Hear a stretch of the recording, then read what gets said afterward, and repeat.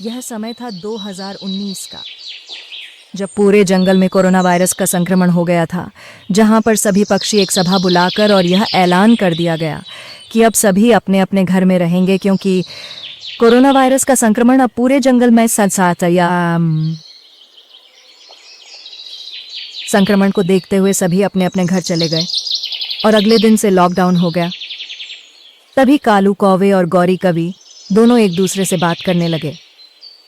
आखिर यह जंगल में क्या हो गया? यह महामारी कहां से आ गया जिसमें पूरे जंगल के सभी जानवर मरने लगी है?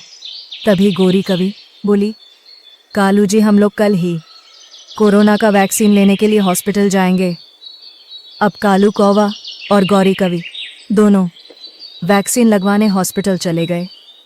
अब कुछ देर में मुनमुन बहन भी हॉस्पिटल चली गई।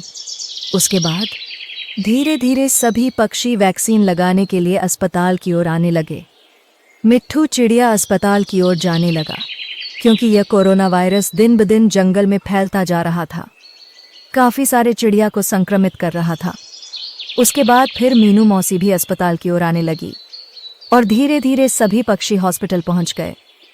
उसके बाद अस्पताल के वेटिंग एरिया में सभी पक्षी पहुंच गए, जहां कालू कवि और मिट्ठू तोता, मीनू मौसी, मुनमुन चिड़िया और बाज पंडित सभी कोई हॉस्पिटल पहुंच गए। अब डॉक्टर चिड़िया ने सभी का इलाज एक एक के बाद करने लगी। पहले मीनू मौसी, उनका जांच डॉक्टर चिड़िया करने लगी। मीनू मौसी से बात करते हुए डॉक्टर चिड़िया बोली, कैसे हैं आप? उसके बाद उनका जांच शुरू कर दिया गया। उसके बाद फिर मुनमुन चिड़िया आई। मुनमुन चिड़िया को इलाज करते समय डॉक्टर आल्हा लगाकर उसका बुखार चेक करने लगी।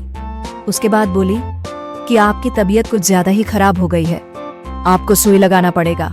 उसके बाद डॉक्टर चिड़िया मुनमुन को सुई लगा दी। उसके बाद फिर एक और चिड़िया को चेक किया गया, जिसमें वह भी कोरोना पॉजिटिव पाई गई। फिर उसको भी सुई लगाना पड़ा।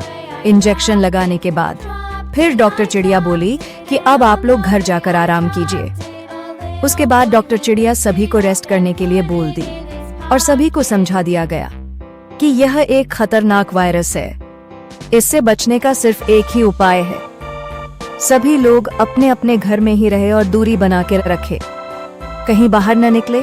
फिर एक एक करके सब कोई हॉस्पिटल से चले गए। मीनू मौसी, कालू कौवा, मिट्ठू तोता सभी अपने अपने घर चले गए। उसके बाद फिर घर जाने के बाद सभी लोग अपने अपने घर में रहने लगे। तो दोस्तों, अगर मेरी यह कहानी आप लोगों को पसंद आई होगी तो कृपा कर मेरे चैनल को लाइक और सब्सक्राइब करें। धन्यवाद।